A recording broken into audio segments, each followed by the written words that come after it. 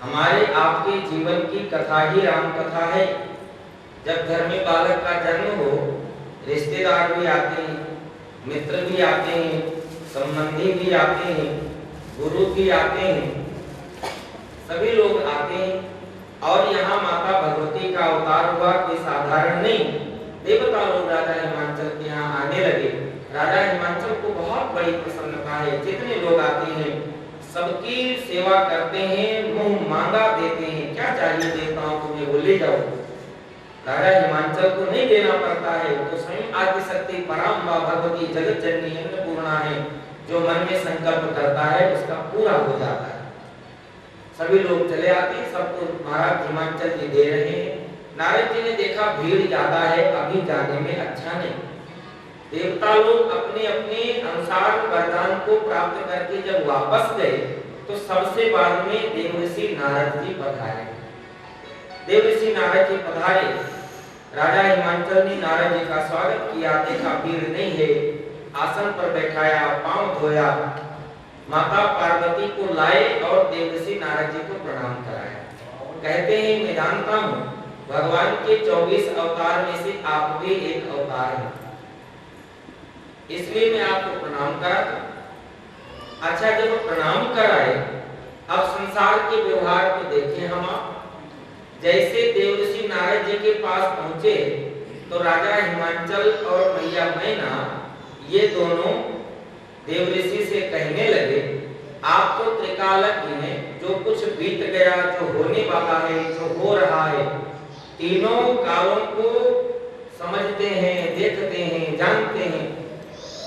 इसलिए ज्यादा तो कुछ नहीं पूछता, लेकिन मेरी जिस पुत्री का अभी अभी जन्म हुआ है, इस पुत्री के भविष्य में क्या कुछ है ये बता दो।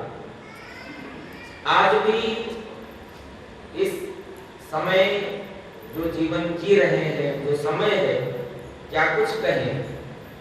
कई बार ऐसे फोन आते हैं, आपको सुनकर हैरानी होगी। बच्चे का जन्म होता है और 2 मिनट बाद घंटी बज जाती है, फोन आता है, क्या हाल है।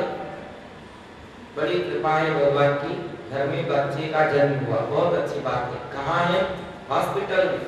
अभी कहाँ है? अभी तो ऑपरेशन थिएटर में है, मालूम चला है मुझे, 2 मिनट पहले मुझे मालूम चला है।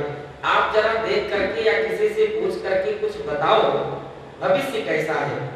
हाँ, एक बात ध्यान करना, ये महानगरों की हाल है, 2 चीजें जरूर पूछते हैं, क्या कहीं मंगलिक तो नहीं, और पूछते हैं हाँ ये बताना विवाह का युग कितने वर्षों में होने वाला है। मैं यूं ही नहीं कह रहा हूँ, मैं अपनी बीती बात बता रहा हूँ।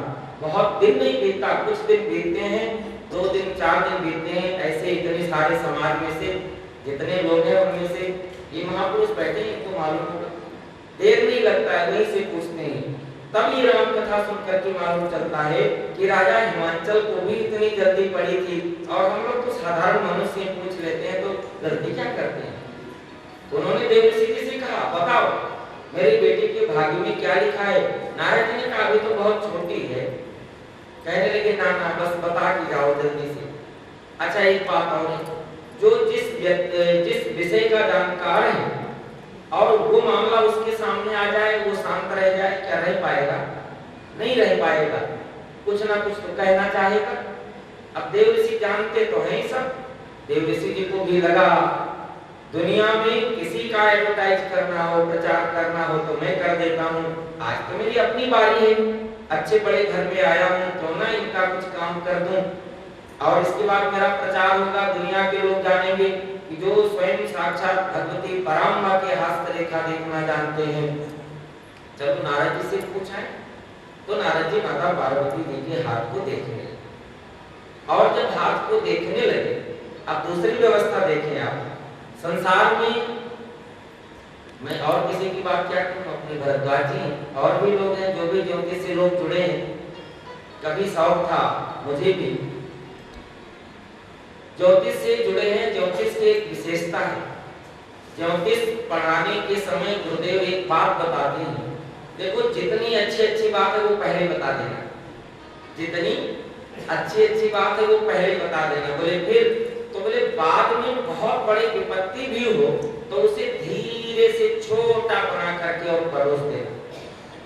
यदि परोसने का तरीका गलत हुआ तो व्यक्ति आपके पास से लौटकर घर तक नहीं जा पाएगा। विपत्ति जो कल आनी है वो आज ही अपने सिर पर ले लेगा। इसलिए सारी अच्छी चीजें बढ़ा चढ़ा के बता दो, और इतनी बड़ी विपत्ति है उसे भी छोटे रूप में कह करके बता दो, और उसे ऐसा बताओ वो समझ ना पाए, उससे पहले आप वहां निकल जाओ कि ये विपत्ति कैसे दूर होगी, वहां नहीं रुकना। अब कहीं भी चले जाओ, कहीं भी चले जाओ, आपको यही मिलेगा जो मैं बता रहा हूँ। आपको कोई बताएगा बहुत अच्छा बहुत अच्छा बहुत अच्छा, एक बात बीच में बता देगा और इसके बाद उसी के उपाय पर लग जाएगा, आप क्या करो, वहां आपको रुकने नहीं देगा। ये ज्योतिष की विशेषता है। कोई व्यक्ति उस दुख में रहना चाहे, उपाय वाले मार्ग को पुल को पाए और निकल जाए। देव ऋषि नारद जी ने गलती करी। देव ऋषि नारद जी माता पार्वती का हाथ देखे और कहने लगे, अरे अरे आपके घर में तो जगदम्बिका उमा भवानी का अवतार हो गया है। राजा हिमांचल बड़े खुश। देव ऋषि नारद जी ने कहा, आप इनकी पूजा कर लो, संसार में समस्त नारी जाति आपकी पुत्री का पूजा करके पातिव्रत धर्म का पालन करेंगी, और तो और भगवती सीता भी आपकी पुत्री का पूजन करके राम को प्राप्त करेंगी। राजा हिमांचल को बड़ी खुशी हुई। जब बहुत खुश हो गए तो देव ऋषि नारद जी ने कहा, थोड़ी सी एक बात है कह देता। राजा हिमांचल तैयार हो कि क्या कहना चाहते हो? तो बोले बस थोड़ी सी हाथ की रेखाएं गड़बड़ हैं। और वो गड़बड़ क्या है? आपके पुत्री का जहां विवाह होगा, जिसके साथ विवाह होगा उसके माता पिता नहीं होंगे, उसका कोई घर मकान कोठी नहीं बना होगा, घर में कोई गाड़ी घोड़ा नहीं होगा, उसके कोई मित्र संबंधी क्या क्या कुछ देव ऋषि नारद जी ने बताया, ये सब व्यवस्था उसके घर में नहीं होगी। और देव ऋषि ने कहा, क्या कहूं, उसके पास पहनने के लिए कोई 2 मीटर का, वो तो नग्न रहने वाला होगा। अच्छा एक बात बताओ, यदि कोई सुने कि मेरी पुत्री का जहां विवाह होगा ऐसा पति मिलेगा, ऐसा घर और वर मिलेगा, क्या वो ठीक ठाक बैठा रहेगा? नारद जी ने कहा, जोगी जटिल अकाम मन, नग्न अमंगल भेष, अस स्वामी यही कहाँ मिलही, और परी हस्ते असरे। नारद जी ने कहा, मैं कहता नहीं हूँ, ये हाथ की रेखाएं कह रही हैं ऐसा पति मिलेगा। राजा हिमांचल ने कहा, और बताओ? बोले नहीं, बाकी तो सब ठीक है। अच्छा एक बात बताओ, यदि ऐसा जीवन में है तो बाकी ठीक क्या है? क्या ठीक है जीवन में? अब उस समय राजा हिमांचल ने देव ऋषि नारद जी को हाथ जोड़ा, एक प्रार्थना है। बोले क्या? बोले आपने ये तो बता दिया कि होगा, लेकिन इसको हम बदलना चाहें और अपने जीवन में इसका परिणाम अच्छा लेना चाहिए तो क्या करें? तो देव ऋषि नारद जी ने कहा, जो लिखा है वो लिखा है, और जो मिलना है वो मिलना है, जो होगा उसे कोई टाल नहीं सकता। राजा हिमांचल देव ऋषि के चरणों में गिर गए, कोई मार्ग बता दो, कोई रास्ता बता दो। नारद जी बैठ गए। नारद जी ने कहा, संसार में देवता मनुष्य कोई भी ऐसा नहीं है। देव धनुज नर नाग मुनि, एक की बात नहीं, देव धनुज नर नाग मुनि को न मेटन हार, कोई नहीं मिटा सकता है। जो विधाता ने लीलार में भाग्य में लिख दिया वो मिलना है। एक प्रार्थना और करूं, राजा हिमांचल ने कहा एक बात है, जिस दिन मिलता उस दिन मिलता, लेकिन वो दुख वो विपत्ति तो आपने आज मुझे दे दी। अब एक काम करता हूँ। बोले क्या? तो हिमांचल जी ने कहा है, महापुरुषों ने अलग से बात बताई है अपने भाव में। हिमांचल जी ने कहा देवर्षि ये गलती संसार में कहीं और ना कर दो, इसलिए यहीं बंद कर देता हूँ, यहीं बैठा देता हूँ, न कहीं जाओगे और न किसी के हाथ देख करके ये विपत्ति किसी को बताओगे। नारद जी ने कहा मुझे जाने नहीं दोगे? बोले ना। बोले कब तक? बोले जब तक मेरे बेटे के भाग्य बदल नहीं जाएंगे तब तक। तो नारद जी ने कहा नहीं बदल जाएगा। बोले बदल जाएगा? बोले हाँ। बोले बताओ कैसे बदल? नारद जी एक तरफ कह रहे हैं देव धनुज नर नाग मुनि को न मेटन हार, और जैसे कमरे में बंद किया जाने नहीं दूंगा, दुनिया में कहीं और गलती ना करो। तो नारद जी बोले बदल जाएगा? तो हिमांचल ने कहा कर तो नहीं दूंगा, बताओ। नारद जी ने ये नहीं कहा मुझसे पूजा करा लो तुम्हारा भला होगा। बोले तुम ही कर लो हो जाएगा। बोले ये तो कलयुग में होगा कि पूजा मैं कर दूं और भला। नारद जी ने कहा जो तप करे तुम्हारी तुम्हारी, जो तप करे तुम्हारी तुम्हारी, आमी मुनि की सकई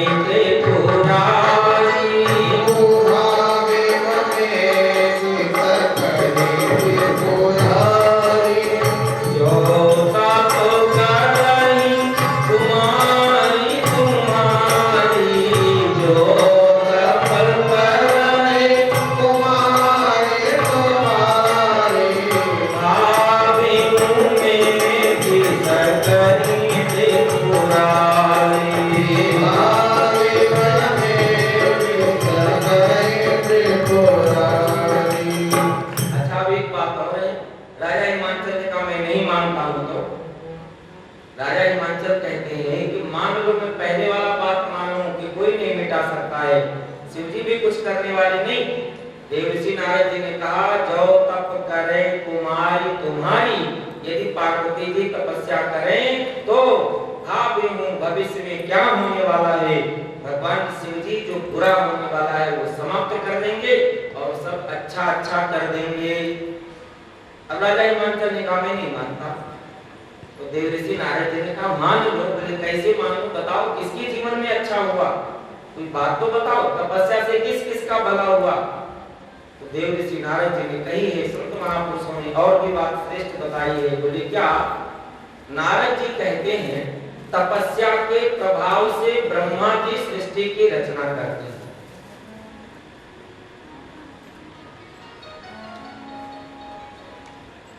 तपस्या के प्रभाव से ब्रह्मा जी सृष्टि की रचना करते हैं और तपस्या के प्रभाव से विष्णु भगवान सृष्टि का पालन करते हैं। तपस्या के प्रभाव से शेषनाग जी संपूर्ण सृष्टि को मस्तक पर धारण करते हैं और तपस्या के प्रभाव से भगवान शिव जी सृष्टि को अपने में विलय कर लेते हैं। तप बल रचय प्रपंच विधाता,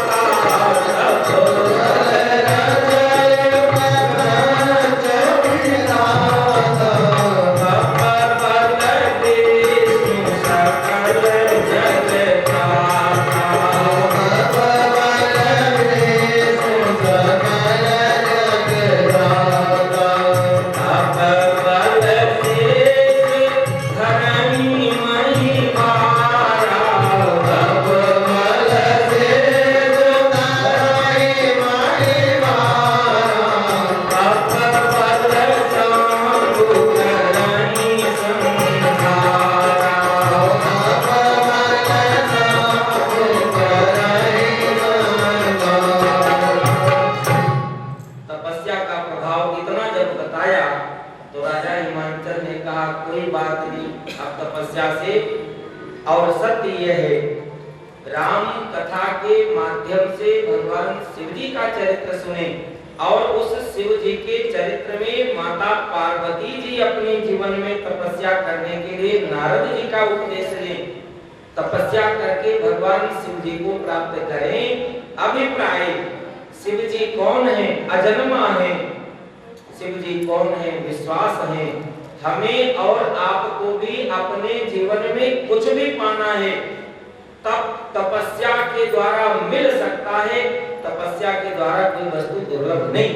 राम कथा डंके की चोट पर कह देती है, आप कुछ भी पाना चाहते हैं संसार में आपको मिलेगा, बशर्ते तपस्या आपको करनी पड़ेगी। आप तपस्या करें। एक और उसमें व्यवस्था है, क्या आप अपनी भलाई की वस्तु संसार में चाहें जल्दी मिलेगा और दूसरे के अहित की वस्तु चाहें प्रकृति आपके अनुकूल हो, व्यवस्था नहीं बन सकती है, बहुत देर लगेगा। यदि अपने जीवन की भलाई और उससे भी जल्दी चाहते हैं तो दूसरे के जीवन की भलाई के लिए कार्य करें, वो और जल्दी तपस्या पूर्ण होगी। तपस्या के प्रभाव से पार्वती जी के जीवन में मंगल हो सकता है।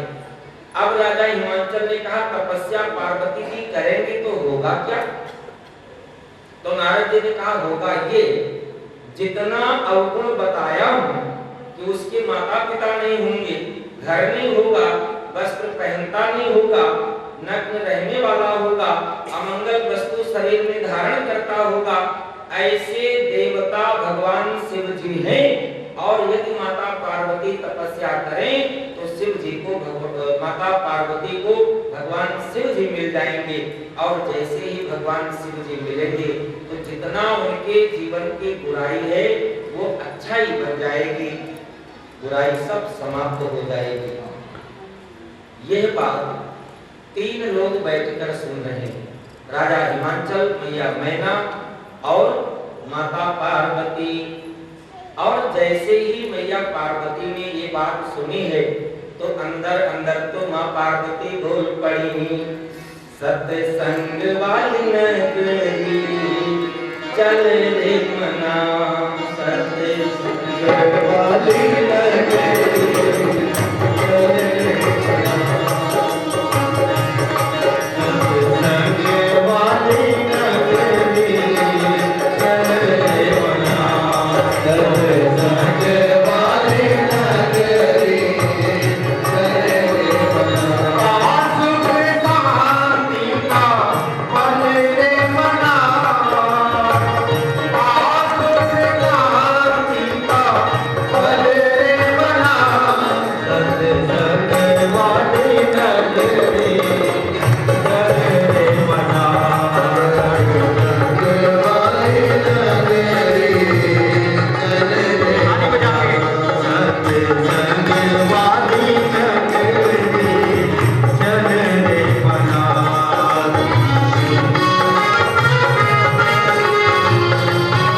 नगरी